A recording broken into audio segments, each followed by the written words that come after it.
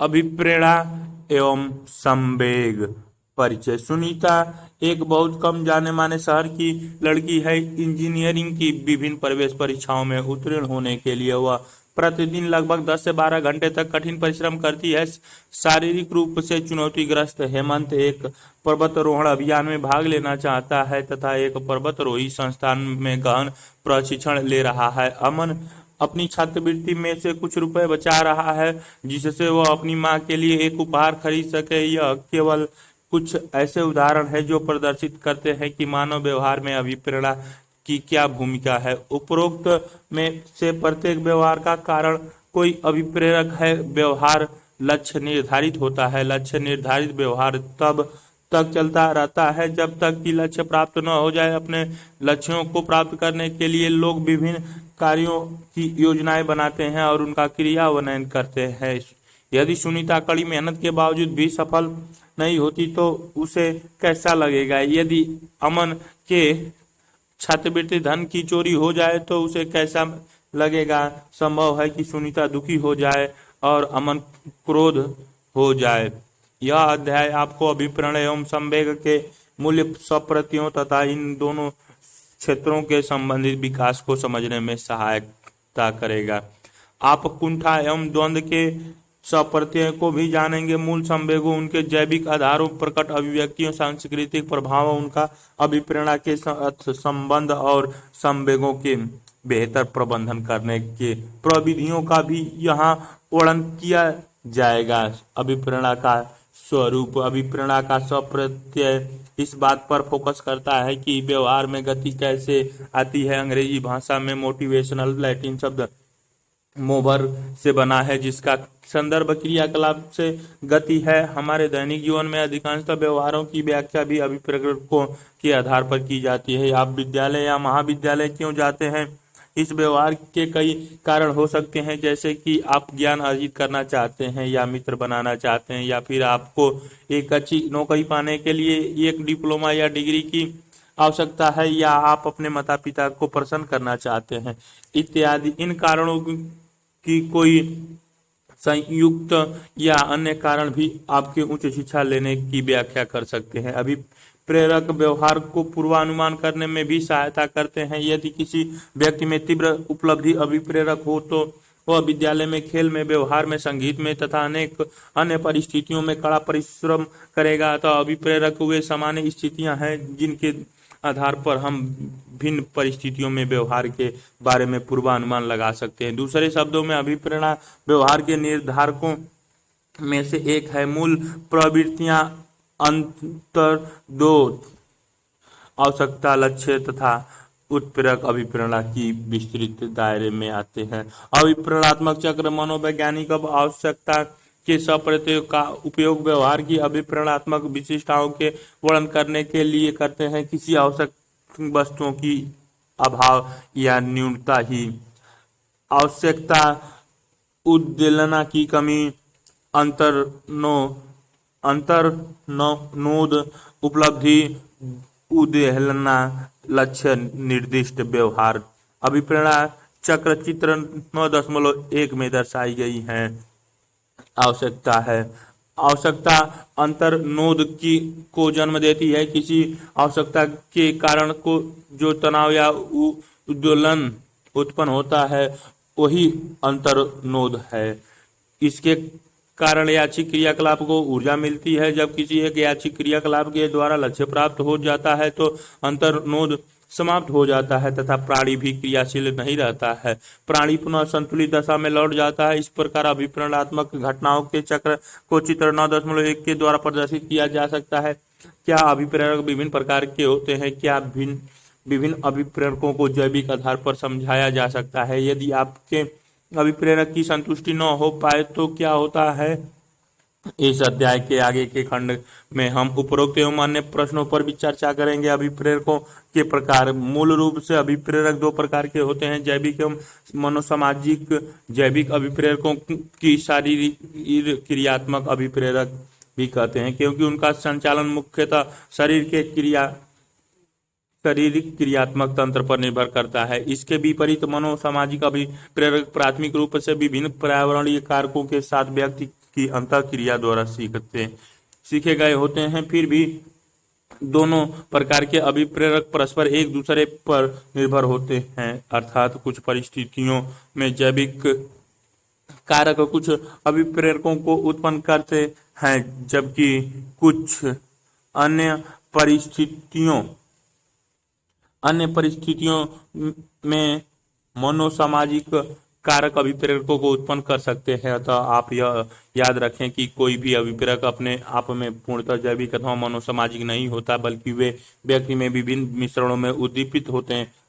जैविक अभिप्रेरणा को समझने के लिए जैविक अथवा शारीरिक क्रियात्मक उपागम सबसे पहले अपनाए गए हैं। बाद में जो सिद्धांत विकसित हुए उनमें भी जैविक उपागम के प्रभाव के शेष चिन्ह दिखाई पड़ते हैं। अनुकूली क्रिया के सप्रत्यय पर दृढ़ रहने वाले उपागम भी मानते हैं कि प्राणी आवश्यकताएं आंतरिक शरीर क्रियात्मक असंतुलन अंतर्नोद उत्पन्न करती है तथा जो ऐसे व्यवहारों को उद्दीपित करती है जिनके कारण वे कुछ विशेष लक्ष्यों को प्राप्त करने की क्रिया करते हैं, जिससे अंतर्नोद घट जाता है। अभिप्रेरणा की सबसे पुरानी व्याख्या मूल प्रवृत्ति के सप्रत्ययों पर आधारित थी। मूल प्रवृत्ति उन सहज व्यवहारों के प्रतिरूप को सूचित करती है जिनका निर्धारण जैविक कारकों से होता है, न कि वे सीखे हुए होते हैं। कुछ सामान्य मानवीय मूल प्रवृत्तियां जिज्ञासा, पलायन, प्रतिकर्षण, प्रजनन, पैतृक देखभाल इत्यादि है। मूल प्रवृत्तियां ऐसी अंतर्जात प्रवृत्तियां हैं जो एक प्रजाति के सभी सदस्यों में पाई जाती हैं तथा जो व्यवहार को पूर्वकथनी तरीके से निर्दिष्ट करती है। मूल प्रवृत्तियां बहुधा कुछ कार्य करने के अंतःप्रेरणा को प्रदर्शित करती है। मूल प्रवृत्तियां का एक बल या आवेग होता है जो प्राणी को कुछ ऐसी क्रिया करने के लिए चालित करता है जो उस बल या आवेग को कम कर सके। इस उपागम द्वारा जिन मूल अभिप्रेरकों के प्रकार जैविक अभिप्रेरक, ये अभिप्रेरणा के सहज अंतर्जात जैविक कारकों जैसे हार्मोन, तंत्रिका, संचारक, मस्तिष्क संचालन, चेतक, उपवलकुटीय तंत्र इत्यादि पर फोकस करते हैं। उदाहरण के लिए भूख, प्यास तथा काम अभिप्रेरक। मनोसामाजिक अभिप्रेरक ये अभिप्रेरणा के मनोवैज्ञानिक तथा सामाजिक तथा पर्यावरणीय भी कारकों तथा उनकी परस्पर अंतःक्रिया पर फोकस करते हैं जिससे अभिप्रेरणा उत्पन्न होती है। उदाहरण के लिए उपलब्धि, संबंध, शक्ति, जिज्ञासा तथा अन्वेषण और आत्मसिद्धि अभिप्रेरक की आवश्यकताएं। चित्र 9.2 अभिप्रेरकों के प्रकार प्रदर्शित किए गए हैं। जैविक आवश्यकताओं की व्याख्या की जाती है। वे भूख, प्यास तथा काम वृत्ति जो कि व्यक्ति के जीवन निर्वाह के लिए आवश्यक है। भूख जब किसी को लगी हो तो भोजन की आवश्यकता सर्वोपरि हो जाती है।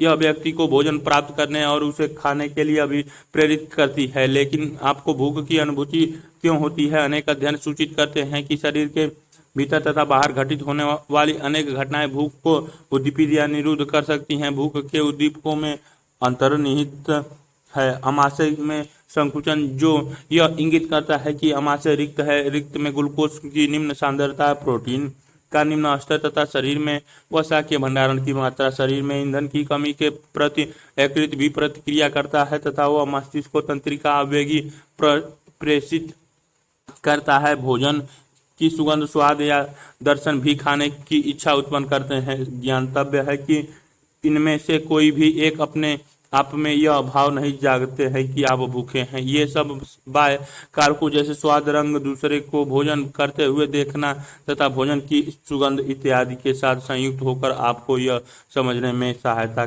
करते हैं कि आप भूखे हैं। अतः यह कहा जा सकता है कि हमारी भूख अर्ध चेतक में स्थित पोषण तृप्त की जटिल व्यवस्था एकीकृत और शरीर के अन्य अंगों तथा परिवेशों में स्थित बाह्य संकेतों द्वारा नियंत्रित होती है। कुछ शरीर क्रिया वैज्ञानिकों का मत है कि यकृत के उपापचयी क्रियाओं में होने वाले परिवर्तनों के कारण भूख की अनुभूति होती है। मस्तिष्क के उस भाग को जिसे अर्धचेतक कहते हैं यकृत संकेत भेजता है। अर्धचेतक के दो क्षेत्र जिनका भूख से संबंध है वे हैं पार्श्वीय अर्धचेतक तथा अधर मध्य अर्धचेतक। पार्श्वीय अर्धचेतक भूख संदीपन क्षेत्र समझा जाता है। पशुओं के इस क्षेत्र को उद्दीपित करने पर वे भोजन करने लगते हैं। जब यह क्षतिग्रस्त हो जाता है तो पशु खाना छोड़ देता है तथा अनशन से उनकी मृत्यु भी हो जाती है। अधर मध्य अर्धचेतक अधश्चेतक के मध्य में स्थित होता है।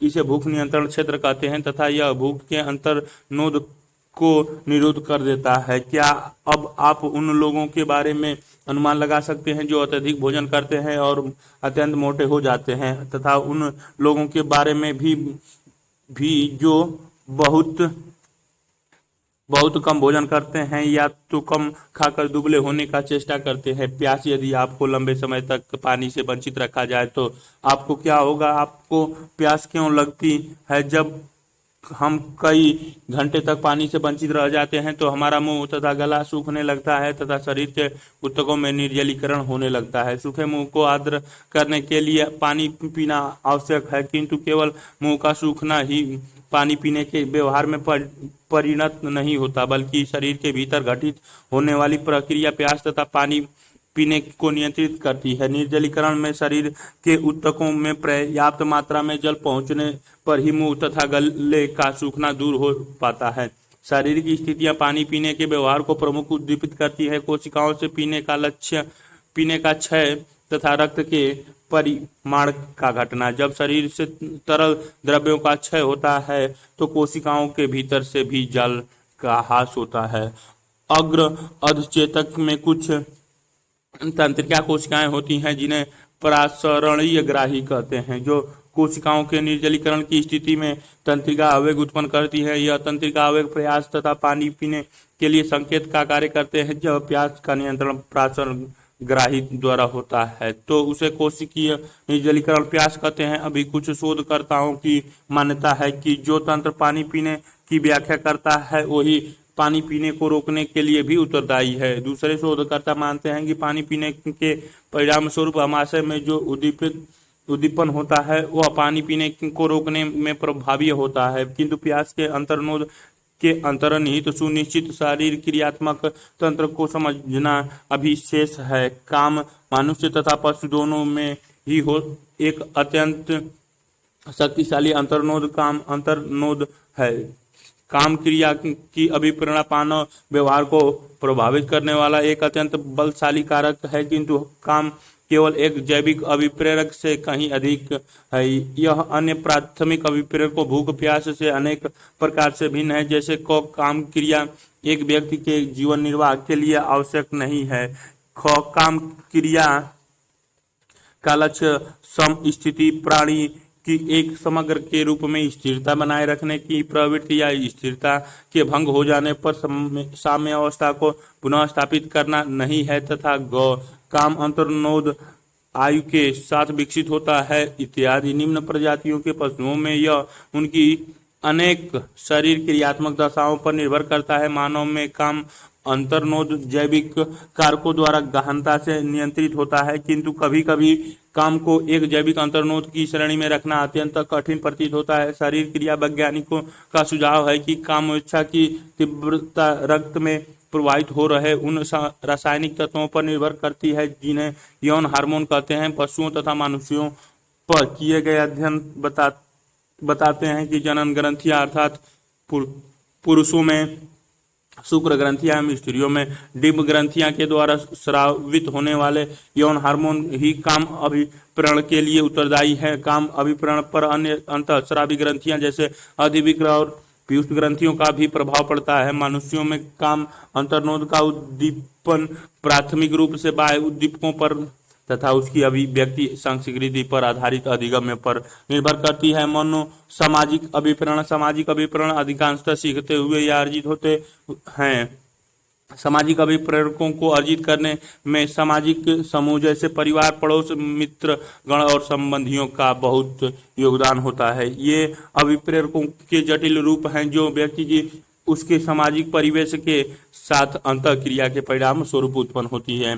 संबंधन अभिप्रेरक प्रतिदिन हमें दूसरों के साथ की या मित्रों की आवश्यकता होती है, या हम दूसरे के साथ किसी प्रकार का संबंध बनाना चाहते हैं। कोई भी सदैव अकेले नहीं रहना चाहता है। जैसे ही लोग परस्पर आपस में कुछ समानताएं देखते हैं वे एक समूह बना लेते हैं। समूह का निर्माण अथवा सामूहिकता मानव जीवन की एक महत्वपूर्ण विशेषता है। अक्सर लोग दूसरों के निकट पहुंचने, उनकी सहायता प्राप्त करने तथा उनकी समूह का सदस्य बनने के लिए घोर प्रयास करते हैं। दूसरे को चाहना तथा भौतिक एवं मनोवैज्ञानिक रूप से उनकी निकट आने की चाह को संबंधन कहते हैं। इसमें सामाजिक संपर्क की अभिप्रेरणा अंतर्निहित है। संबंध की आवश्यकता उस समय उद्दीपित होती है जब लोग अपने को खतरे में या असहाय महसूस करते हैं, और उस समय भी जब वे प्रसन्न होते हैं। जिन व्यक्तियों में यह आवश्यकता प्रबल होती है वे दूसरों का साथ खोजते हैं तथा दूसरों के साथ मित्रतापूर्ण संबंध बनाए रखते हैं।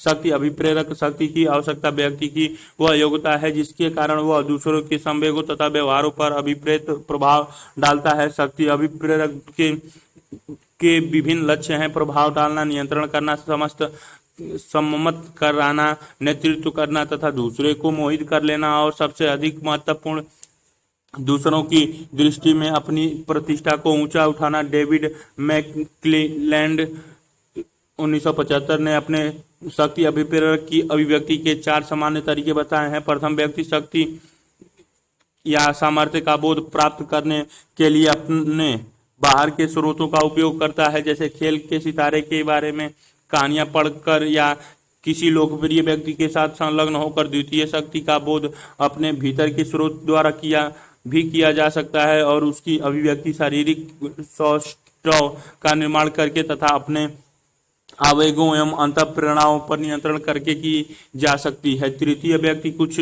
कार्य व्यक्तिगत स्तर पर दूसरों पर प्रभाव डालने के लिए करता है। उदाहरण के लिए, कोई व्यक्ति बहस करता है या किसी अन्य व्यक्ति के साथ इसलिए प्रतियोगिता करता है कि उसके प्रभावित कर सके या उससे प्रतिस्पर्धा कर सके।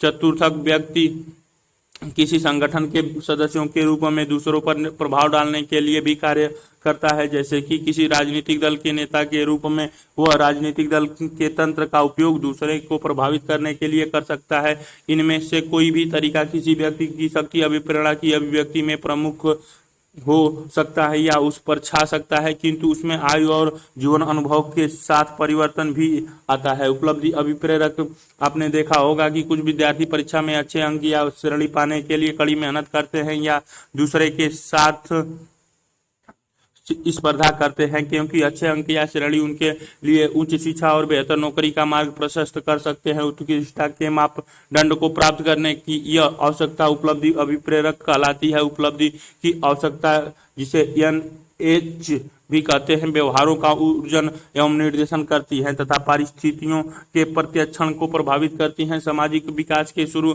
के वर्षों में बच्चे उपलब्धि अभिप्रेरक को अर्जित करते हैं। वे स्रोत जिनसे वे यह अभिप्रेरक अर्जित करते हैं, जिनमें माता पिता, दूसरे, भविष्य प्रतिरूप तथा सामाजिक सांस्कृतिक प्रभाव शामिल हैं। वे व्यक्ति जिनमें उच्च उपलब्धि अभिप्रेरक होते हैं ऐसे कृत्यों को वरीयता देते हैं जो मध्यम कठिनाई स्तर तथा चुनौती वाले हों।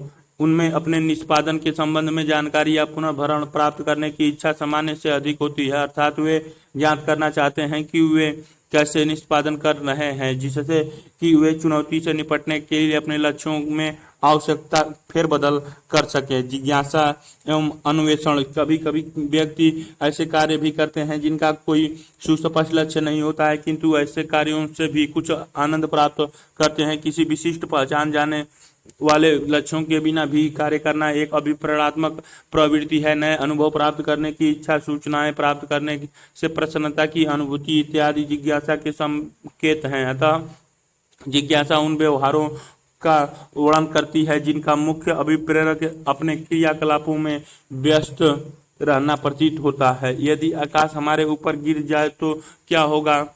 इस प्रकार के प्रश्न क्या होगा यदि बुद्धिजीवियों को उत्तर खोजने के लिए उद्दीपित करते हैं। अनेक अध्ययन प्रदर्शित करते हैं कि जिज्ञासापूर्ण व्यवहार केवल मानव में ही परिलक्षित नहीं होते, बल्कि पशुओं में भी इस तरह का व्यवहार प्रदर्शित करते हैं। हम अपनी जिज्ञासा एवं संवेदी उद्दीपकों की आवश्यकता के कारण परिवेश का अन्वेषण करने के लिए परिचालित होते हैं। विभिन्न प्रकार के संवेदी उद्दीपकों की आवश्यकता जिज्ञासा से घनिष्ठ रूप से संबंध होती है। यह मूल अभिप्रेरक है तथा अन्वेषण एवं जिज्ञासा जिसकी अभिव्यक्ति है। हमारे आसपास की वस्तुओं के प्रति हमारा अज्ञान अपने आसपास के संसार का अन्वेषण करने के लिए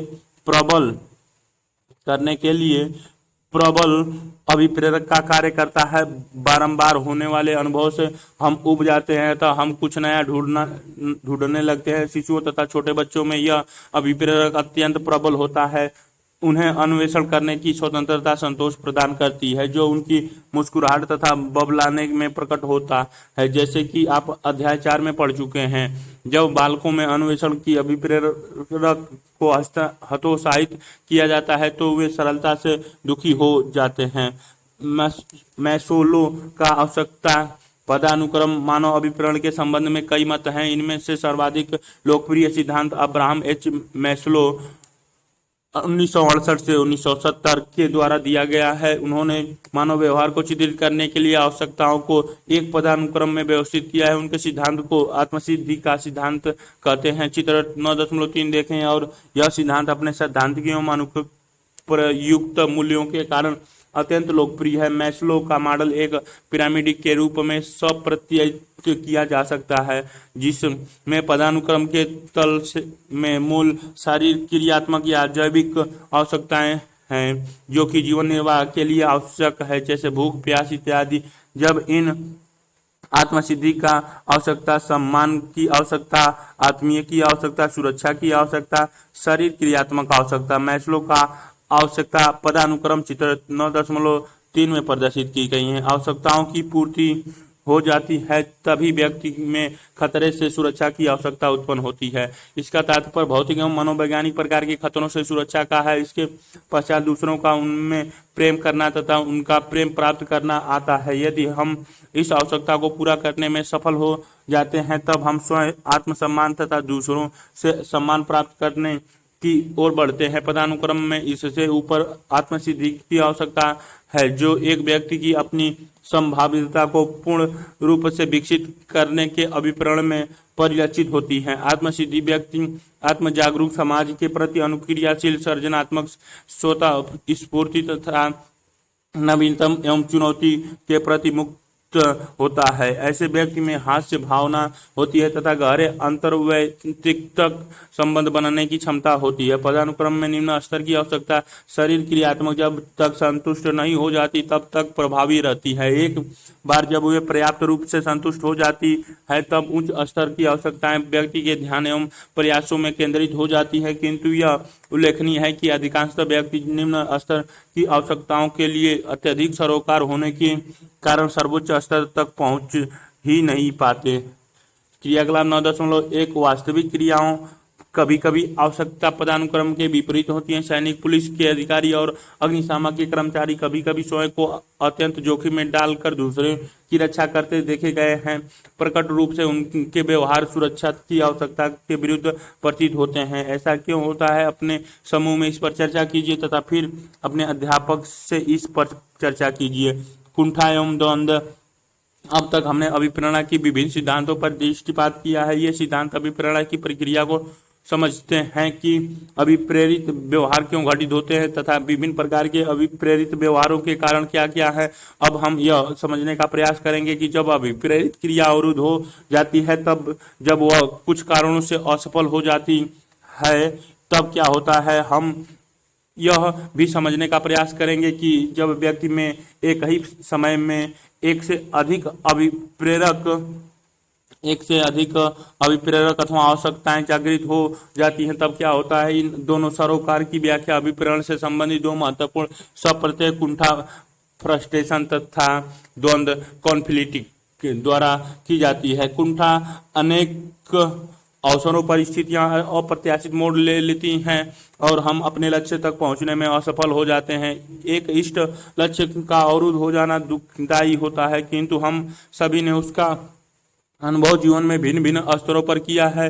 कुंठा तब उत्पन्न होती है जब पूर्वापेक्षित इष्ट लक्ष्य प्राप्त नहीं होता तथा अभिप्रेरक अवरुद्ध हो जाता है। यह एक विमुखी दशा है तथा कोई भी इसे पसंद नहीं करता। कुंठा के कारण विभिन्न व्यवहारात्मक तथा संवेगात्मक प्रतिक्रियाएं होती हैं। इनके अंतर्गत आक्रामकता, व्यवहार स्थिरण, पलायन, परिहार तथा रोना शामिल है। वस्तुतः डोलार्ड तथा मिलर द्वारा दी गई इस कुंठा आक्रामकता फ्रस्ट्रेशन एग्रीगेशंस की परिकल्पना हाइपोथेसिस अत्यंत प्रसिद्ध है। यह परिकल्पना कहती है कि आक्रामकता कुंठा का ही उत्पाद है। आक्रामकता क्रियाओं या तो स्वयं या अवरुद्ध उत्पन्न करने वाले कारक या किसी प्रतिस्थानिक की दिशा में निर्दिष्ट होती है। प्रत्यक्ष आक्रामकता व्यवहार दंड के भय से निरुद्ध हो सकती है। कुंठा के प्रमुख स्रोत या कारण निम्नलिखित में पाए जाते हैं। पहला, पर्यावरणीय बल, जो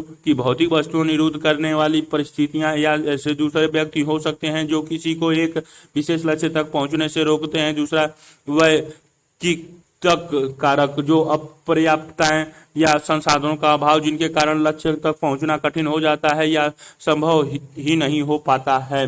तीसरा, विभिन्न अभिप्रेरकों के मध्य द्वंद्व, जब कभी एक व्यक्ति को परस्पर विरोध आवश्यकताओं की इच्छाओं, अभिप्रेरकों तथा मांगों के बीच चयन करना पड़ता है तो द्वंद्व होता है। द्वंद्व तीन प्रकार के होते हैं: उपागम्य द्वंद्व, अप्रोच कॉन्फ्लिक्ट, परिहार द्वंद्व, एवॉइडेंस कॉन्फ्लिक्ट और उपागम्य परिहार द्वंद्व, अप्रोच एवॉइडेंस कॉन्फ्लिक्ट। जब दो विध्यात्मक तथा इष्ट विकल्पों में से एक का चयन करना पड़ता है तो उपागम्य द्वंद्व होता है। किंतु आवश्यकता, अंतर्नोद, उद्वेलन, असफलता, लक्षित व्यवहार, वैकल्पिक मार्ग, O1, O2, O3, O4, O5, द्वंद्व कुंठा और आक्रामकता। चित्र 9.4 आवश्यकता द्वंद्व कुंठा पथ का प्रदर्शन दिखाया गया है। जब दो निषेधात्मक परस्पर अवांछनीय विकल्पों में से एक को चुनना पड़ता है तो परिहार द्वंद्व होता है। वास्तविक जीवन में इस प्रकार के दो परिहार द्वंद्व हो सकते हैं जब व्यक्ति के सामने ऐसी द्विविधा हो, जैसे दांत के डॉक्टर के पास जाना या दांत सड़ने या सड़क के किनारे भोजन करने या भूखे रह जाने के विकल्पों में से चयन करना हो। उपागम्य परिहार द्वंद्व तब उत्पन्न होता है जब एक ही लक्ष्य या क्रिया आकृष्ट भी करे और प्रतिकर्षित भी। उपागम्य परिहार द्वंद्व का प्रमुख लक्षण उभय भावित होता है, अर्थात विध्यात्मक तथा निषेधात्मक द्वंद्वों का मिश्रण। उपागम्य परिहार द्वंद्व के कुछ उदाहरण हैं। एक व्यक्ति नई मोटरसाइकिल तो खरीदना चाहता है किंतु उसका मासिक भुगतान नहीं देना चाहता है। मोटापा है किंतु भोजन करना चाहता है और किसी ऐसे व्यक्ति से विवाह करना चाहता है जिसे उसके माता पिता नापसंद करते हैं। जीवन के अनेक महत्वपूर्ण निर्णयों में इस प्रकार के उपागम्य परिहार द्वंद्व के लक्षण दिखाई पड़ते हैं। कुंठा का एक प्रमुख स्रोत अभिप्रेरणात्मक द्वंद्व है। अपने जीवन में हम प्रायः अनेक परस्पर प्रतिस्पर्धा बलों से प्रभावित होती हैं जो हमें भिन्न भिन्न दिशाओं में खींचते हैं। ऐसी परिस्थितियों में द्वंद्व परिलक्षित होता है। अतः एक ही समय में अनेक इच्छाओं तथा आवश्यकताओं की अस्तित्व द्वंद्व की विशेषता है। द्वंद्व की सभी परिस्थितियों में किसी एक विकल्प का चयन करना और दूसरे विकल्पों को छोड़ देना कई कारकों पर वाक्य 9.1 स्व प्रेरणा, स्वयं आपको तथा दूसरे को अभिप्रेरित करने की कुछ उपाय इस प्रकार हैं। आप जो भी करें योजनाबद्ध तथा व्यवस्थित ढंग से करें। अपने लक्ष्य को प्राथमिकता के आधार पर क्रम निर्धारित करना सीखें। उनका 1, 2, 3 इस क्रम में से निर्धारण कीजिए। अल्पकालिक लक्ष्य निर्धारित करें, कुछ दिनों में, 1 सप्ताह, 1 महीना इत्यादि। अपने लक्ष्य को पाने पर स्वयं को पुरस्कृत कीजिए। आप अपने आपको एक नई कलम, चॉकलेट या किसी अन्य वस्तु जिसे कि आपको चाहत है से पुरस्कृत कर सकते हैं, किंतु उसे किसी लक्ष्य के साथ जोड़ दीजिए। 5वां, प्रत्येक बार लक्ष्य प्राप्त करने पर आप स्वयं अपनी प्रशंसा एक उपलब्धि करने वाले के रूप में कीजिए। कहिए, वाह, मैंने यह कर लिया, मैं इस कार्य में वास्तव में अच्छा हूँ, मैं वास्तव में कार्य चतुराई से करता हूँ इत्यादि। यदि लक्ष्य प्राप्त करना कठिन प्रतीत होने लगे तो उसे छोटे अंशों में विभाजित कर लीजिए और तब एक एक अंश को पूर्ण कीजिए। अपने अपेक्षाकृत लक्ष्य तक पहुंचने के लिए अपने कठिन परिश्रम के परिणाम का सदा मानसिक चित्रण या कल्पना करने का प्रयत्न करते रहिए। निर्भर करता है जैसे उनके एक दूसरे की अपेक्षा अधिक या कम बल अथवा महत्व का होना और पर्यावरणीय कारक द्वंद्वात्मक परिस्थितियों का समाधान प्रत्येक विकल्प के लक्ष्य तथा विपक्ष के तर्कों पर सोच विचार करने के बाद ही कल्प करना चाहिए। एक बात यह नोट करने योग्य है कि द्वंद्व के कारण कुंठा होती है जिसकी परिणति आक्रामकता में हो सकती है। उदाहरण के लिए एक युवा जो कि एक संगीतज्ञ बनना चाहता है किंतु माता पिता के दबाव में प्रबंधन की शिक्षा ग्रहण कर रहा है, वह अपने माता पिता की अपेक्षाओं के अनुरूप भी निष्पादन नहीं कर पा रहा है। उससे यदि उसके खराब निष्पादन के बारे में पूछताछ की जाए तो वह आक्रामक हो सकता है। क्रियाकलाप 9.2 निम्नलिखित प्रश्नों के उत्तर दीजिए। जिन क्षेत्रों में आप दुर्बल हैं उनमें कार्य कीजिए। उन योजना क्रियाओं की सूचीबद्ध कीजिए जिनका आप इस सप्ताह क्रियान्वयन करना चाहते हैं। आप अपने अगले माह के लिए लक्ष्य निर्धारित किए हैं, यदि हाँ तो क्या हैं, इनकी सूची बनाइए का प्रयास कीजिए। क्या आपके पास दैनिक नियमित चार्ट है? यदि नहीं तो अपने समय को विवेकपूर्ण तरीके से अध्ययन, विश्राम, मनोरंजन तथा अन्य दूसरे कार्यों के लिए बांटते हुए चार्ट तैयार कीजिए। क्या आप अपने नियमित चार्ट का सफलता से अनुसरण कर पाते हैं? यदि आप नियमित चार्ट है तो यदि आप चार्ट का अनुसरण नहीं कर पाते हैं तो उन उपायों को सोचिए जिनके द्वारा आप अपनी अनियमित आदतों पर विजय प्राप्त कर सकें। इन उपायों का अनुसरण करने का प्रयास करें। संवेगों का स्वरूप। स्वाति बहुत प्रसन्न है। आज उसकी परीक्षा फल घोषित हुआ है और उसने कक्षा में प्रथम स्थान प्राप्त किया है। वह उल्लासोन्मादित है किंतु उसका मित्र प्रणय दुखी है क्योंकि उसका प्रदर्शन अच्छा नहीं है। उसके मित्र में कुछ स्वाति की उपलब्धियों से स्त्रिया का अनुभव कर रहे हैं। जीवन अपनी आशा के अनुरूप प्रदर्शन न कर पाने के कारण अपने आप से क्रुद्ध है। वह दुखी है क्योंकि उसके माता पिता काफी निराश होंगे। हर्ष, दुख, आशा, प्रेम, उत्तेजना, क्रोध, घृणा तथा अनेक अन्य भावनाएं हम सब दिन भर के दौरान अनुभव करते हैं। संवेग का पद अक्सर भावना तथा मन स्थिति का पर्यायवाची समझा जाता है। भावना संवेग के सुख दुख की बीमाओं को निर्दिष्ट करती है। इसमें अक्सर शारीरिक क्रियाएं भी अंतर्निहित होती हैं। मन स्थिति कुछ लंबे समय तक बनी रहने वाली भावावस्था है किंतु यह संवेग से कम तीव्र होती है। यह दोनों ही पद संवेग के सप्रतियों की अपेक्षा अधिक संकुचित है। संवेग उद्वेलना, आत्मनिष्ठ भावनाओं तथा संज्ञानात्मक व्याख्या का एक जटिल स्वरूप होता है। संवेग जैसा कि हम अनुभव करते हैं हमारे शरीर गति लाते हैं तथा इस प्रक्रिया में शरीर क्रियात्मक तथा मनोवैज्ञानिक दोनों ही प्रकार की प्रतिक्रियाएं अंतर्निहित होती हैं। संवेग एक आत्मनिष्ठ भावना है अतः संवेग का अनुभव एक व्यक्ति से दूसरे व्यक्ति में भिन्न होता है। आधुनिक मनोवैज्ञानिक ने मूल संवेगों को पहचानने का प्रयास किया है। यह देखा गया है कि कम से कम 6 संवेग सब जगह अनुभव किए जाते हैं तथा पहचाने जाते हैं। ये हैं क्रोध, विरुचि, भय, प्रसन्नता, दुख तथा आश्चर्य। इजार्ड ने 10 मूल संवेगों का एक समुच्चय प्रस्तुत किया है। ये हैं हर्ष, आश्चर्य, क्रोध, विरुचि, अवमानना, भय, शर्म, अपराध, अभिरुचि तथा उत्तेजना। इनकी संयुक्तियां अन्य प्रकार के संवेग उत्पन्न करती हैं। प्लूचिक के अनुसार 8 मूल या प्राथमिक संवेग होते हैं। अन्य सभी संवेग इन्हीं मूल संवेगों के भिन्न मिश्रणों के ही परिणाम होते हैं। उन्होंने इन संवेगों को 4 विरोधी युग्मों के रूप में प्रस्तुत किया है। ये हैं हर्ष, विषाद, स्वीकृति, विरुचि, भय, क्रोध तथा आश्चर्य। पूर्वाभास संवेगों में तीव्रता, उच्च निम्न तथा गुणों, प्रसन्नता, दुख, भय के आधार पर अंतर होता है। आत्मनिष्ठा कारक तथा स्थिति परक संदर्भों संवेगों के अनुभव को प्रभावित करते हैं। ये कारक हैं लिंग, व्यक्तित्व तथा कुछ प्रकार की मनोविकृतियां। साक्ष्य बताते हैं कि पुरुषों की अपेक्षा महिलाएं क्रोध के अतिरिक्त अन्य संवेगों का अधिक तीव्रता से अनुभव करती हैं। पुरुषों में क्रोध को अधिक तीव्रता तथा अधिक आवृत्ति में अनुभव करने की प्रवृत्ति पाई जाती है। इस लिंग भेद को पुरुष स्पर्धात्मक तथा महिलाओं संबंधन एवं देखभाल से जुड़ी सामाजिक भूमिकाओं पर आरोपित किया जाता है। संवेगों के शरीर क्रियात्मक आधार।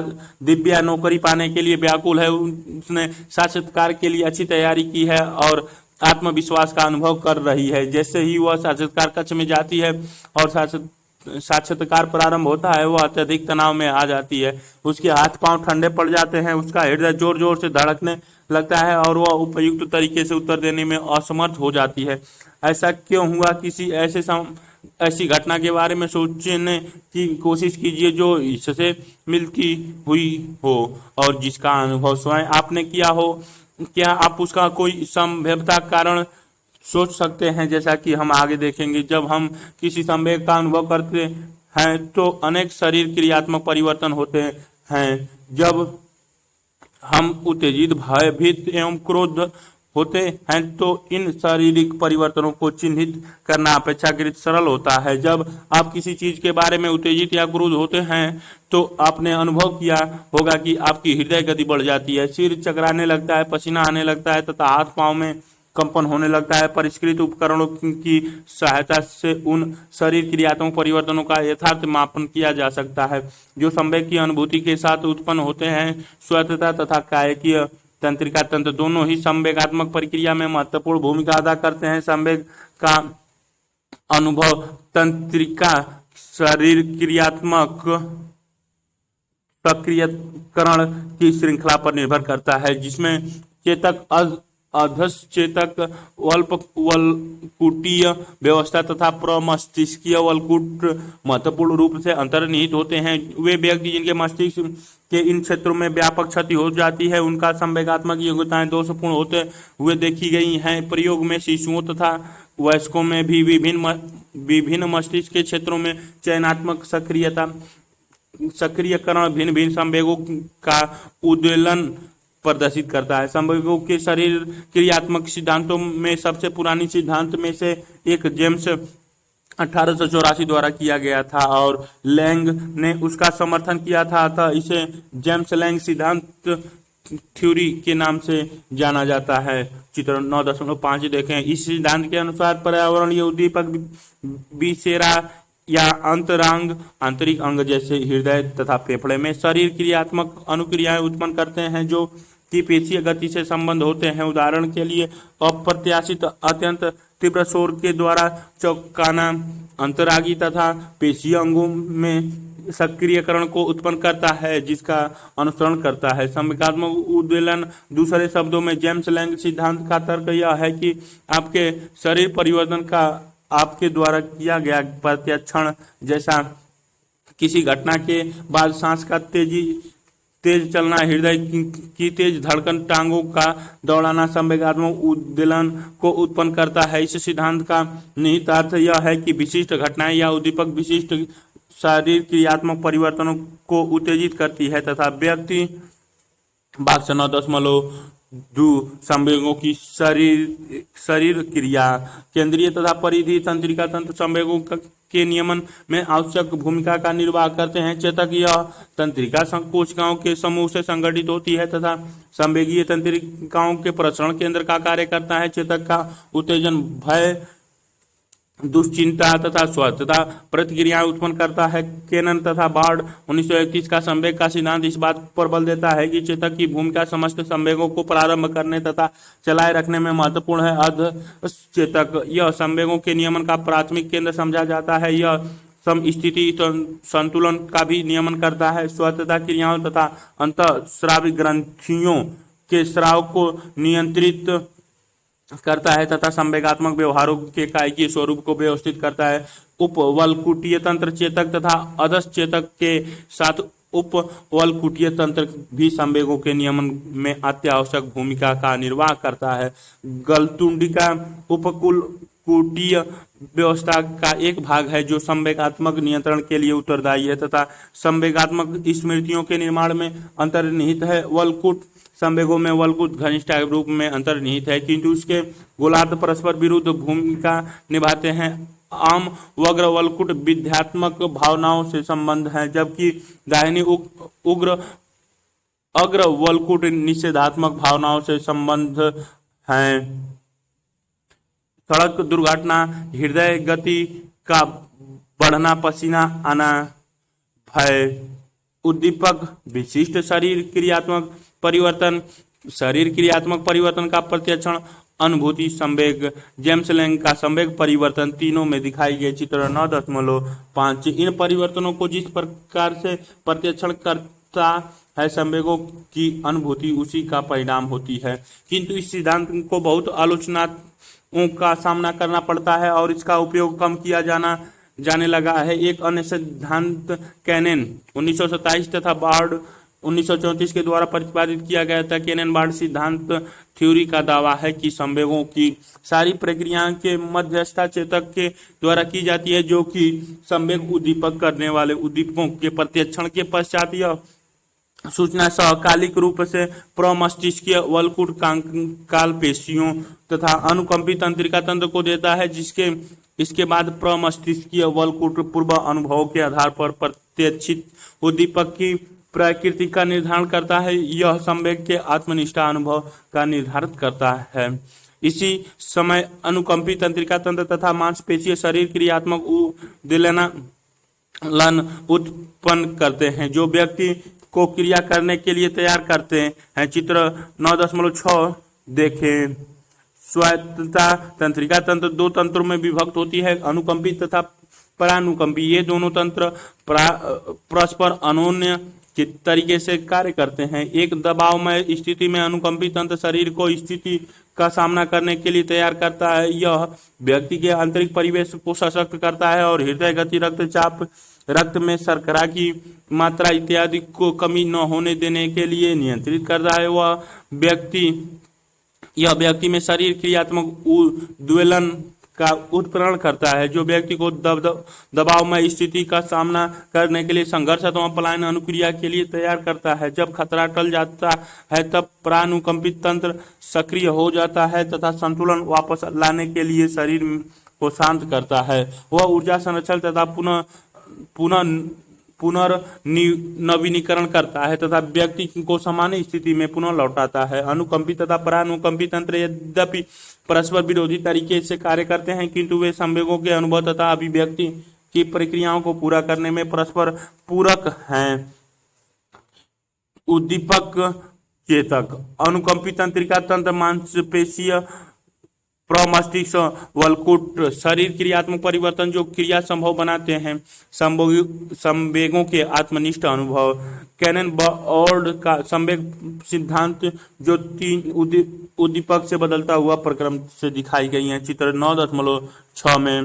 बॉक्स 9.3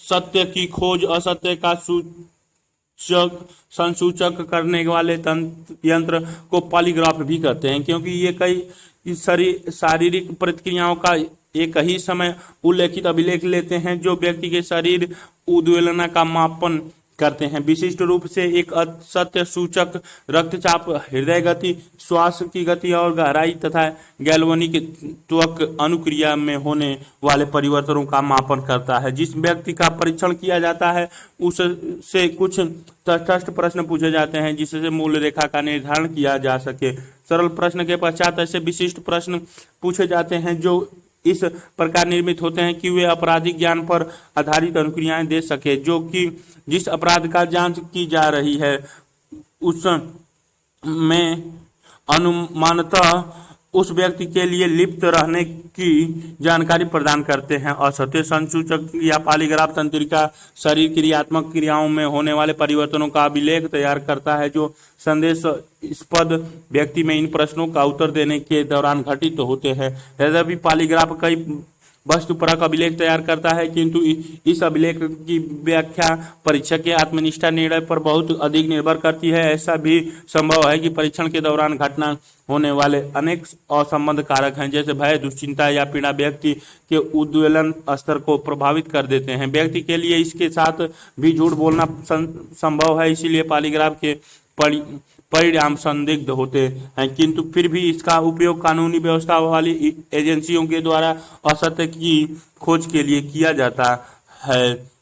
संवेगों के संज्ञानात्मक आधार आज अधिकांश मनोवैज्ञानिक यह विश्वास करते हैं कि हमारे संज्ञान अर्थात हमारे प्रत्यक्षण, स्मृतियां एवं व्याख्याएं हमारे संवेगों के आवश्यकता अवयव हैं। स्टैनली सेक्टर तथा जेरोम सिंगर ने संवेगों के द्विकारक सिद्धांत का प्रतिपादन किया, जिसके अंतर्गत संवेगों की दो अवयव शारीरिक उद्वेलन तथा संज्ञानात्मक लेबल उनका अनुमान है कि हमारे संवेगों की अनुभूति हमारे तत्कालिक उद्वेलन के प्रति जागरूकता के द्वारा उत्पन्न होती है। उनका यह भी विश्वास है कि हमारे संवेगों में शरीर क्रियात्मक समानता होती है। उदाहरण के लिए आपका हृदय उस समय तेजी से धड़कता है जब आप उत्तेजित, भयभीत या क्रोध होते हैं। आप शरीर क्रियात्मक रूप से उद्वेलित होते हैं तथा बाह्य वातावरण का इस आशा से अवलोकन करते हैं कि इस उद्वेलन की व्याख्या कर सके। इस प्रकार उनका मत है कि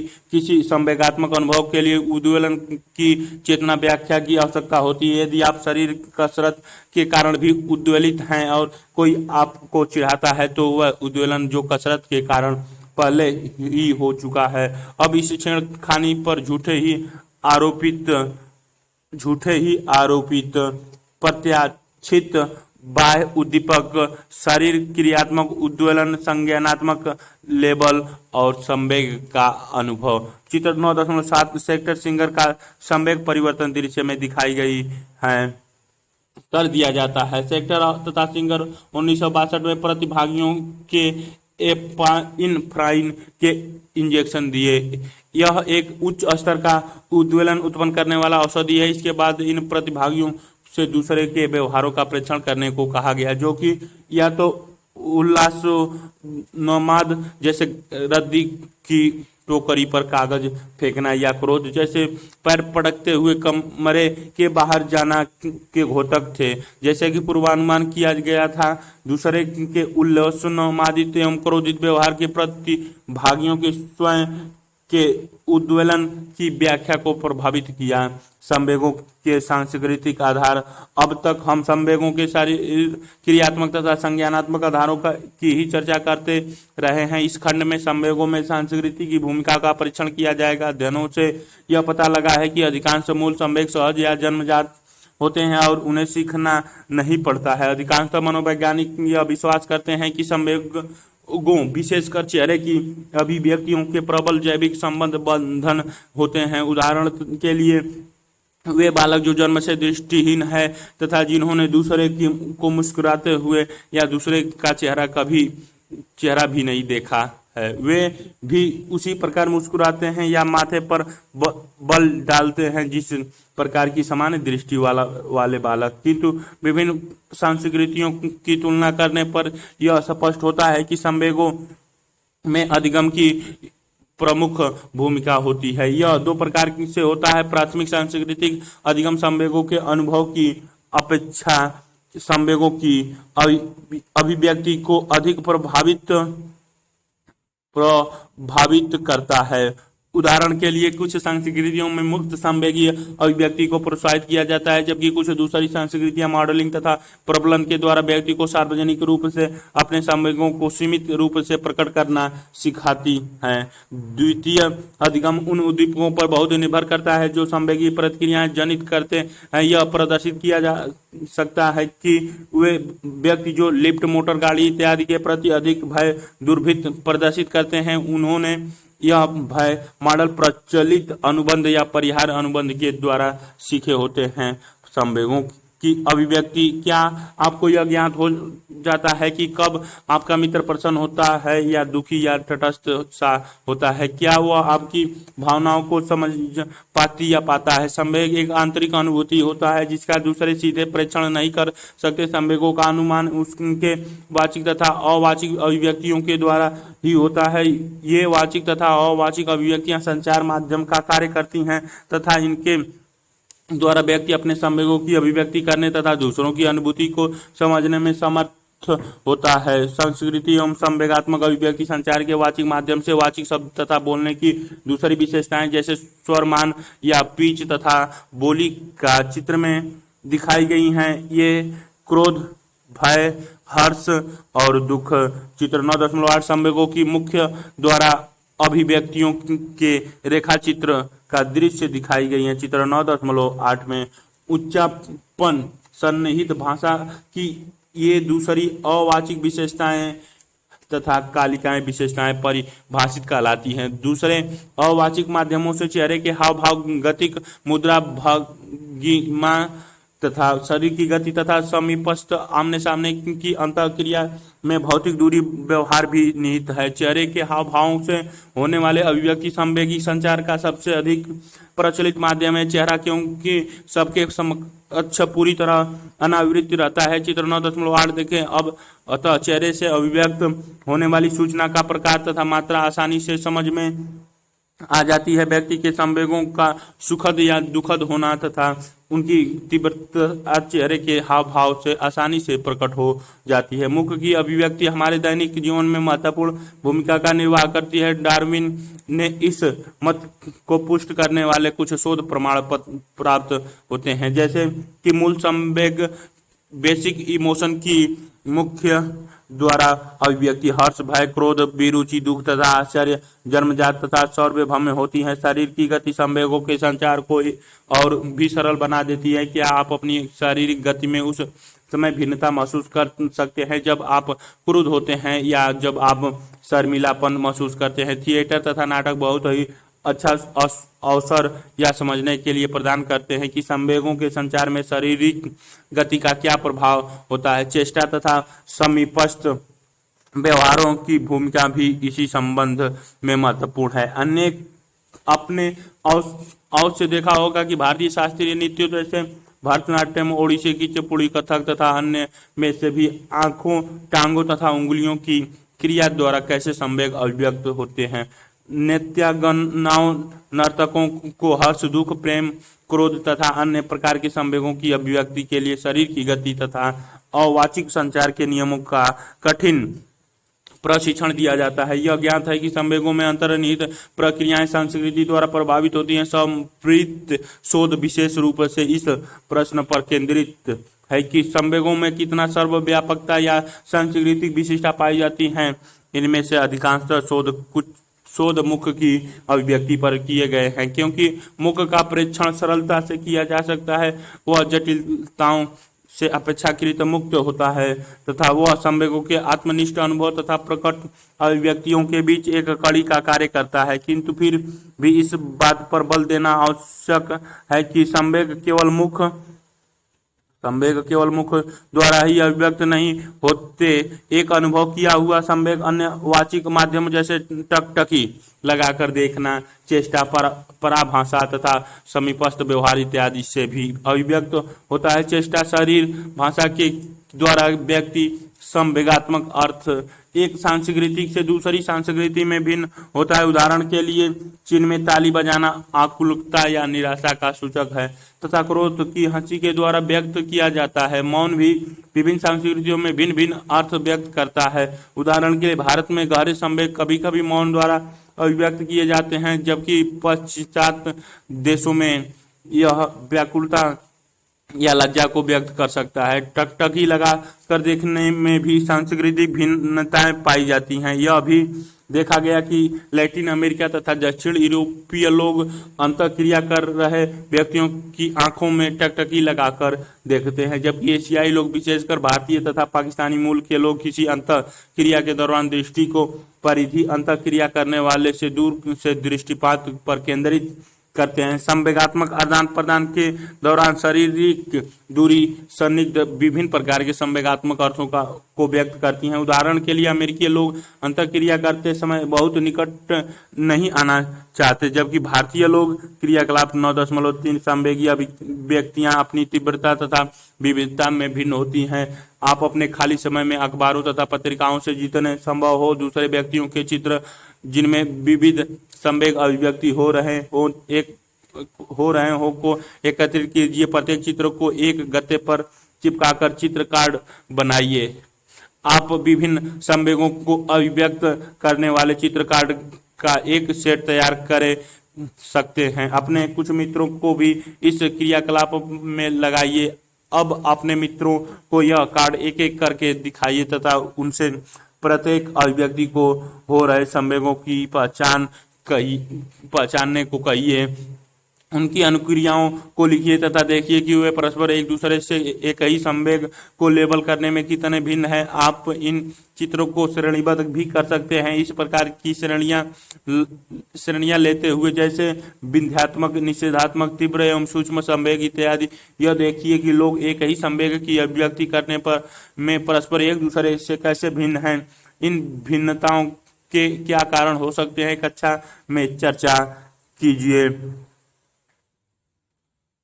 नजदीकी का प्रत्यक्षण आरामदेह स्थिति के रूप में करते हैं। वास्तव में कम दूरी में छूना या स्पर्श करना संवेगात्मक उष्णता या सौहार्दता का परिचायक समझा जाता है। उदाहरण के लिए यह पाया गया कि अरबी मूल के लोगों ने उत्तर अमेरिकी लोगों के प्रति विमुखता महसूस करते हैं, जो अंतःक्रिया के दौरान सूंघने की दूरी अत्यधिक निकट के बाहर रह कर ही अंतःक्रिया करना पसंद करते हैं। सांस्कृतिक तत्व एवं संवेगों का नामकरण।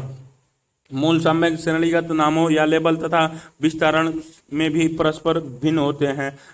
टाहिटी भाषा में अंग्रेजी के शब्द क्रोध के लिए 46 लेबल या नाम हैं। जब उत्तरी अमेरिकियों से मुक्त रूप से लेबल लगाने को कहा गया तो क्रोध अभिव्यक्त करने वाले चेहरे के लिए उन्होंने 40 लेबल दिए तथा अवमानना अभिव्यक्ति करने वाले चेहरे को देखकर 81 लेबल दिए। जापानी ने विभिन्न संवेगों अभिव्यक्ति करने वाले चेहरे को देखकर भिन्न भिन्न लेबल प्रस्तुत किए। प्रसन्नता अभिव्यक्ति करने वाले चेहरे को देखकर 10 लेबल, क्रोध 8 लेबल तथा घृणा 6 लेबल के लिए लेबल की मात्रा अलग अलग थी।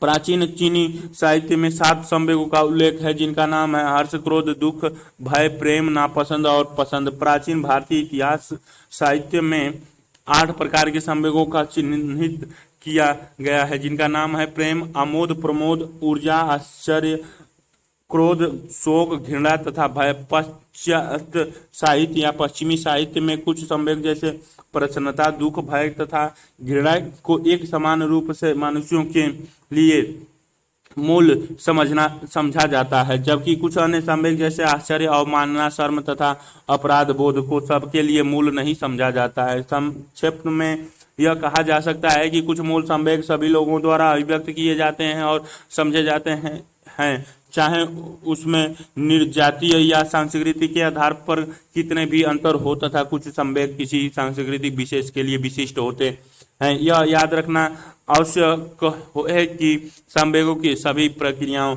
में संस्कृति की विशेष भूमिका है।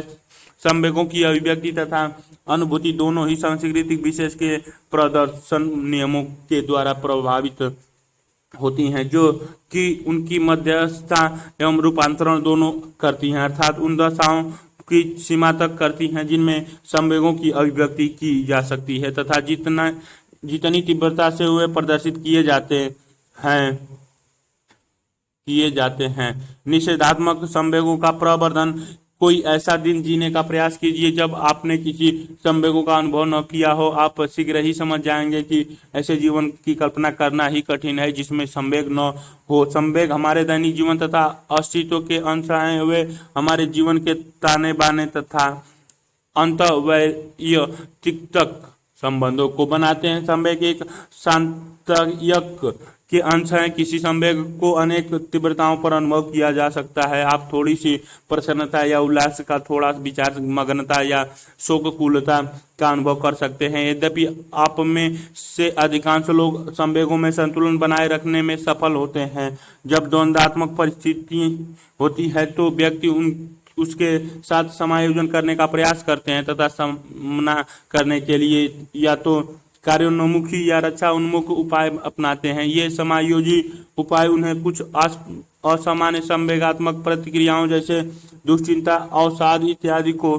करने से रोकते हैं। दुश्चिंता एंग्जाइटी वह दशा है जो व्यक्ति उपयुक्त रक्षा को न अपनाने के कारण हुई असफलता की स्थिति में विकसित कर लेता है। उदाहरण के लिए, यदि व्यक्ति अपने किसी अनैतिक कार्य जैसे नकल या धोखाधड़ी या चोरी करना को तर्कसंगत ठहराने के लिए रक्षा उपायों में असफल हो जाता है, तो वह इस कार्य के परिणामों के बारे में तीव्र आशंका से ग्रस्त हो जाता है। दुश्चिंतित व्यक्तियों को ध्यान केंद्रित करने में तथा तुच्छ विषय पर भी निर्णय लेने में अत्यंत कठिनाई का अनुभव होता है। अवसाद की स्थिति व्यक्ति के तर्कसंगत सोचने की, वास्तविकता का अनुभव करने की तथा सक्षम रूप से कार्य करने की योग्यता पर विषम प्रभाव डालती है। वह व्यक्ति की मनोदशा को पूर्णतः अभिभूत कर देती है। अवसाद क्योंकि दीर्घकाल तक चलता है, अतः अवसादग्रस्त व्यक्ति में अनेक लक्षण विकसित हो जाते हैं, जैसे नींद आने में कठिनाई, मन चालित क्षोभ या मंदन में वृद्धि होना, सोचने या ध्यान केंद्रित करने में कठिनाई तथा सामाजिक एवं वैयक्तिक क्रियाकलापों में निरसत्ता अनुभव करना इत्यादि। दैनिक जीवन में हम अक्सर द्वंद्वात्मक परिस्थितियों का सामना करते हैं। कठिन और दबावमय परिस्थितियों में किसी व्यक्ति में बहुत से निषेधात्मक संवेग जैसे भय, दुश्चिंता, बेरुचि इत्यादि विकसित हो जाते हैं। यदि इस प्रकार के बॉक्स 9.4 अभिघातज उत्तर दबाव विकार कोई आपदा मानव समाज की क्रियाओं में गंभीर व्यवधान उत्पन्न कर देती है, जिससे विस्तृत भौतिक एवं पर्यावरणीय नुकसान होती है। इसकी भरपाई उपलब्ध संसाधनों से तत्काल संभव नहीं होती। यह आपदा प्राकृतिक जैसे भूकंप, तूफान, सुनामी हो सकती है या मनुष्य निर्मित जैसे युद्ध हो सकती है। इन आपदाओं में व्यक्ति जो मानसिक अभिघात अनुभव करता है, वह केवल उनके प्रत्यक्षण से लेकर उनका सामना करने तक कुछ भी हो सकता है, जो जीवन के अस्तित्व के लिए भी खतरा उत्पन्न कर सकता है। इनमें से कोई भी दशा अभिघातज उत्तर दबाव विकार उत्पन्न कर सकती है, जहां व्यक्ति उन अभिघात पहुंचाने वाले अनुभवों को बारंबार अनैच्छिक रूप से सोचता है। वे पूर्व दृश्य बार बार उसके मन में क्रोध जाते हैं तथा काफी समय बीत जाने पर भी उस घटना से संबंधित विचार उसे भयंकर रूप से ग्रस्त किए रहते हैं।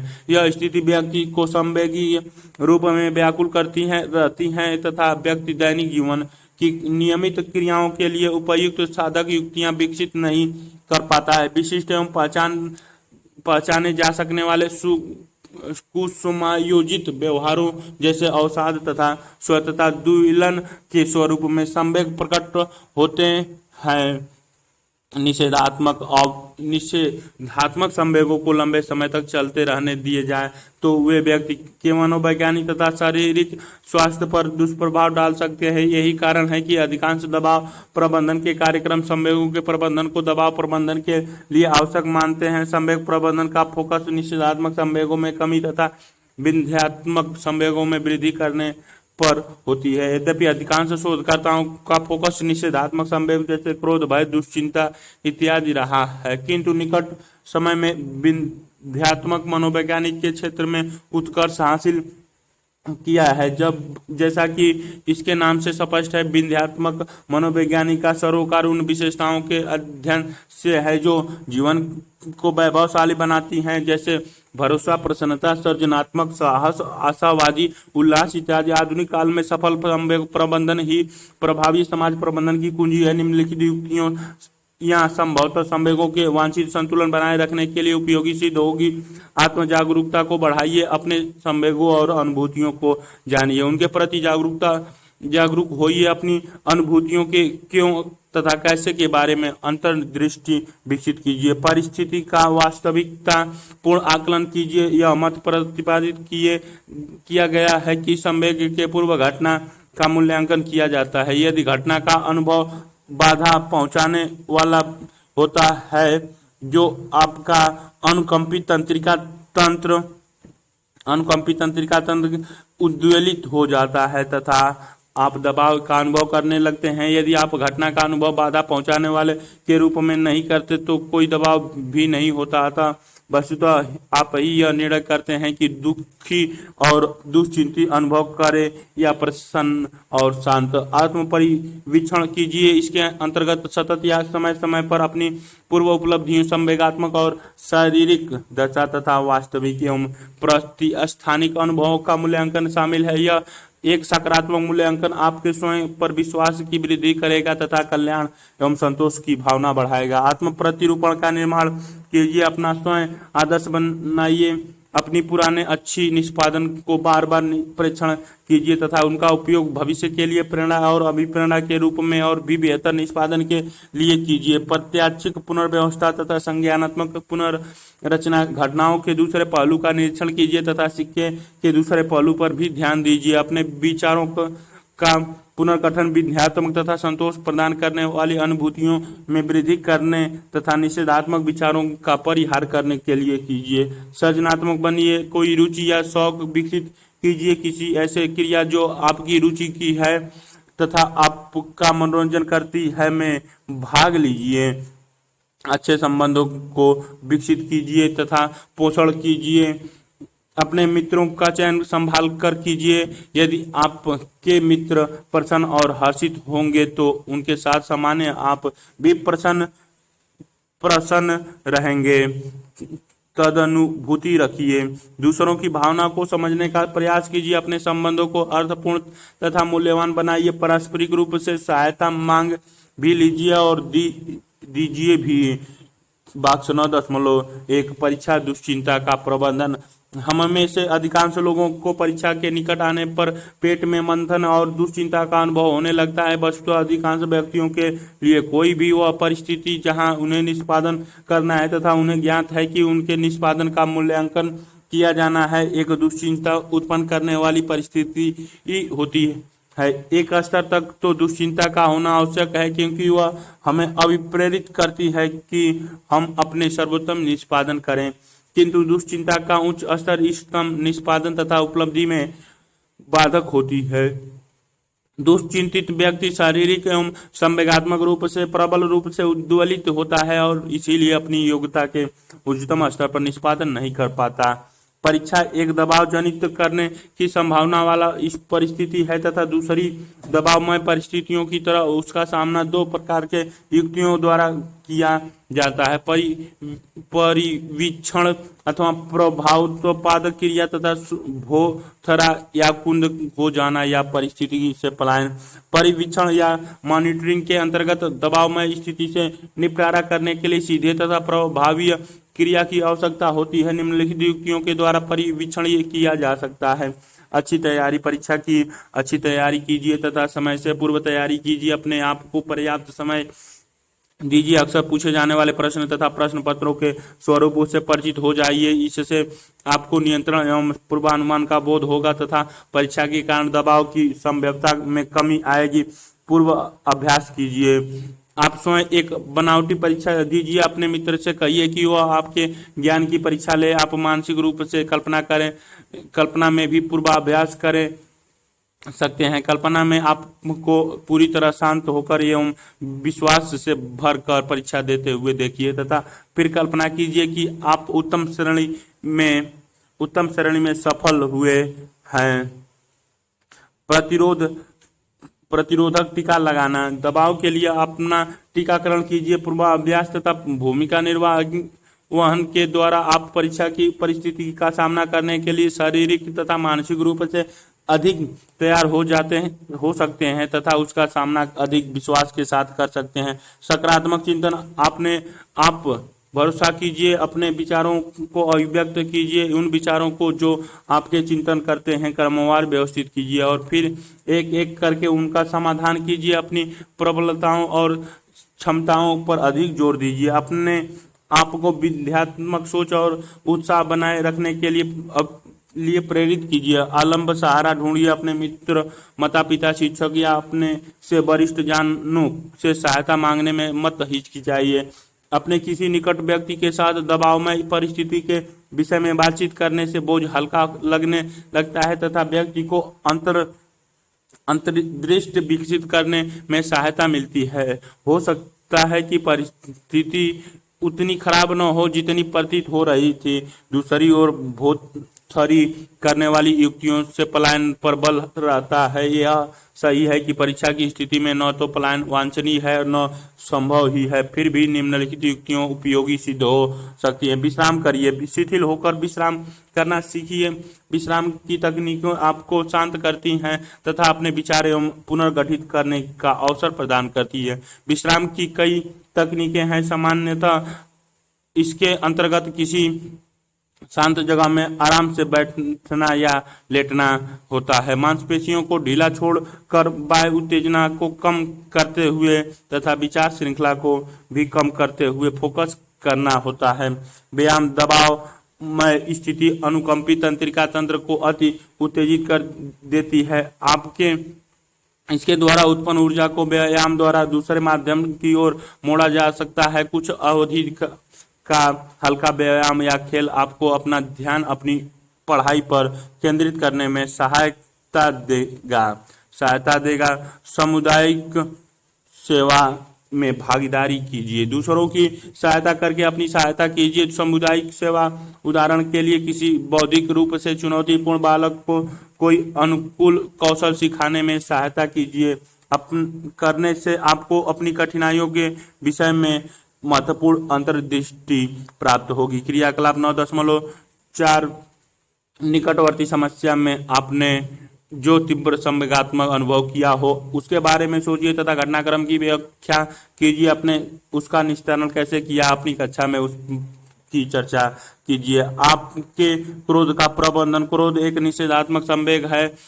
यह मन को कहीं और खींच ले जाता है और दूसरे शब्दों में क्रोध की दशा में व्यक्ति का नियंत्रण अपने व्यवहारात्मक कार्यों पर नहीं रहता है। क्रोध का प्रमुख स्रोत अभिप्रेरकों की कुंठित होना, किंतु क्रोध कोई परिवर्तन नहीं है बल्कि यह हमारी सोच का परिणाम है। न तो यह स्वचालित है और न ही नियंत्रण के परे है और न ही यह दूसरों के द्वारा उत्पन्न होता है। यह व्यक्ति के द्वारा चयनित विकल्पों के रूप में उत्पन्न होता है। क्योंकि क्रोध आपके अपने चिंतन के द्वारा उत्पन्न होता है, इसीलिए उसका नियंत्रण भी आपके विचारों के द्वारा ही किया जा सकता है। क्रोध प्रबंधन में कुछ महत्वपूर्ण बिंदु हैं। अपने विचारों को शक्ति को पहचाने। जान लीजिए कि आप अकेले आप ही इससे नियंत्रित कर सकते हैं। ऐसा आत्मसंवाद न कीजिए कि जो आपको जलाकर रख दे। निषेधात्मक भावनाओं को बढ़ाकर अंतर्रजित मत कीजिए। दूसरों के व्यवहारों के पीछे इरादों तथा गुप्त अभिप्रेरकों का आरोपण मत कीजिए। दूसरे व्यक्तियों तथा घटनाओं के संबंध में अंतरिकी विश्वासों को मत अपने दीजिए। अपने क्रोध को व्यक्त करने के लिए रचनात्मक तरीके ढूंढिए। अपने क्रोध को की अभिव्यक्ति की मात्रा तथा अवधि को नियंत्रित कीजिए। क्रोध के नियंत्रण के लिए अपने भीतर झांकिए, न कि बाहर। परिवर्तन लाने के लिए स्वयं को समय दीजिए। किसी आदत में परिवर्तन लाने में प्रयास और समय लगाना पड़ता है। विन्ध्यात्मक संवेगों में वृद्धि। हमारे संवेग का एक उद्देश्य होता है कि वे हमें निरंतर परिवर्तनशील पर्यावरण के साथ अनुकूलन करने में सहायता करते हैं तथा उनका महत्व हमारे अस्तित्व तथा कल्याण के लिए है।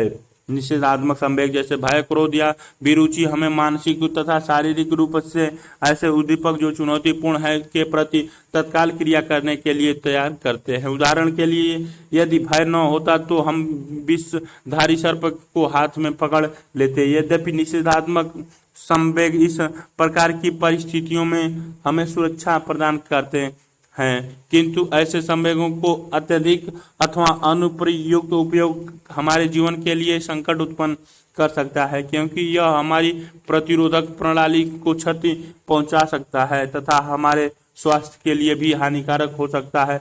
विन्ध्यात्मक संवेग जैसे भरोसा, हर्ष, आशावाद, संतोष और आभार हमें ऊर्जा प्रदान करते हैं तथा हमारे भीतर संवेगात्मक कल्याण के भाव को जगाते हैं।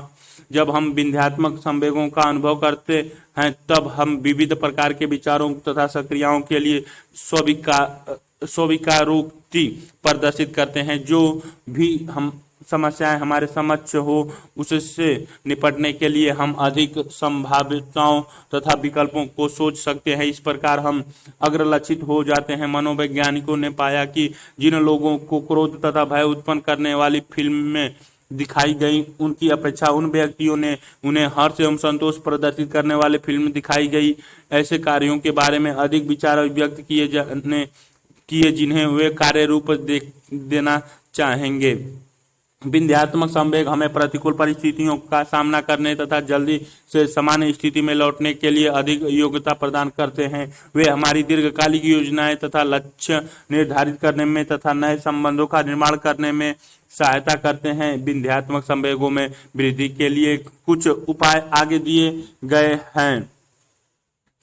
वाक्य 9.6 संवेगीय बुद्धि संवेगों की अभिव्यक्ति स्वयं अपने तथा दूसरे के लिए उनके नियमों पर निर्भर करता है। वे व्यक्ति जो अपने तथा दूसरों के संवेगों के प्रति जागरूक होते हैं तथा तदनुसार उनका नियमन कर लेते हैं, वे संवेगीय रूप से बुद्धिमान कहे जाते हैं। जो लोग ऐसा नहीं कर पाते हैं वे भी सामान्य हो जाते हैं तथा असामान्य प्रतिक्रिया करते हैं, जिससे अनेक प्रकार की मनोविकृतियां उत्पन्न हो जाती हैं। संवेगीय बुद्धि से हम समझते हैं कि वह योग्यता जिसके द्वारा स्वयं अपने तथा दूसरों के संवेगों का परिवीक्षण किया जाता है, उनमें विभेदन किया जा सके तथा उसका सूचना का उपयोग अपने चिंतन तथा क्रियाओं को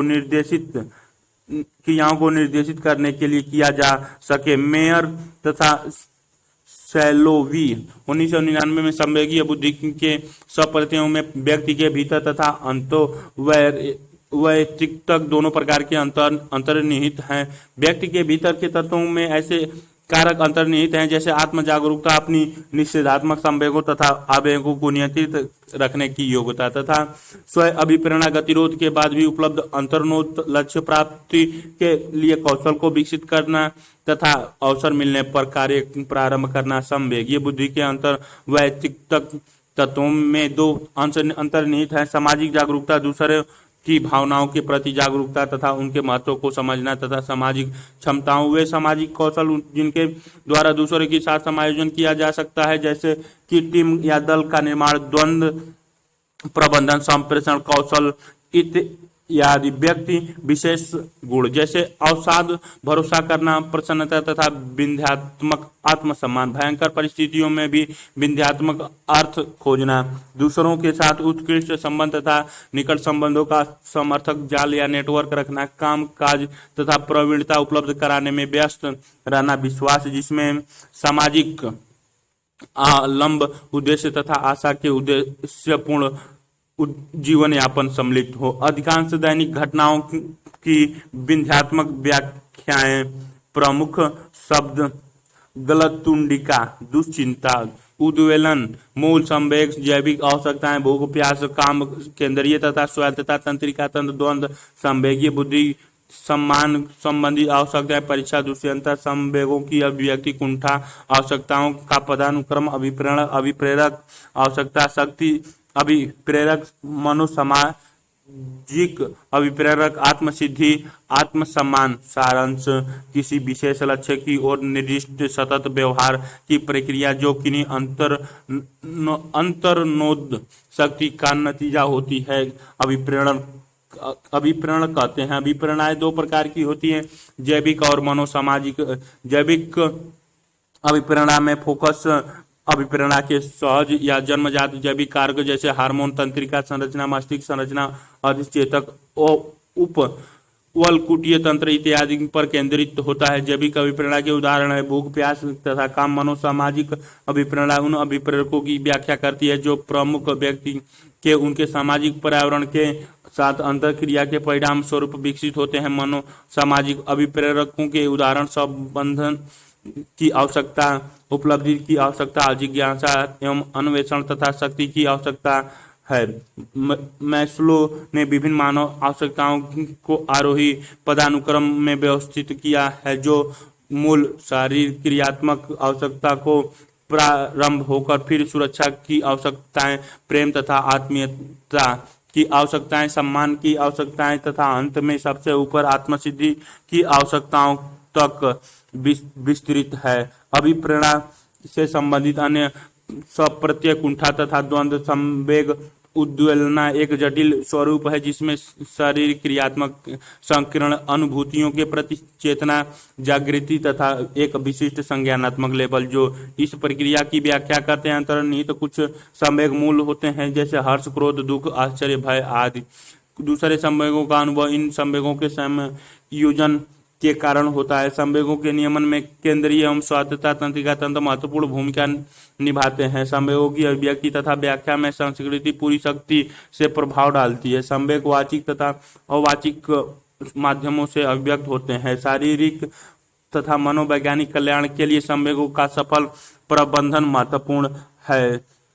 परियोजना विचार मैस्लो के आवश्यकता पदानुक्रम का उपयोग करते हुए विश्लेषण कीजिए कि महान गणितज्ञ ऐसे रामानुजन तथा महान संगीतचार्य शहनाई वादक उस्तुदा बिस्मिल्लाह खान भारत रत्न को अपने अपने क्षेत्र में अति विशिष्ट निष्पादन के लिए किस प्रकार से अभिप्रेरित शक्तियों ने अभिप्रेरित किया होगा। अपने आपको तथा 5 अन्य परिचित व्यक्तियों की आवश्यकता संतुष्टि की परिस्थिति को रखिए। चिंतन और चर्चा कीजिए। बहुत से घरों में लोग बिना नहाए भोजन नहीं करते तथा धार्मिक व्रत रखते हैं। आपकी भूख तथा प्यास की अभिव्यक्ति को विभिन्न सामाजिक रीति रिवाजों ने कैसे प्रभावित किया है। विभिन्न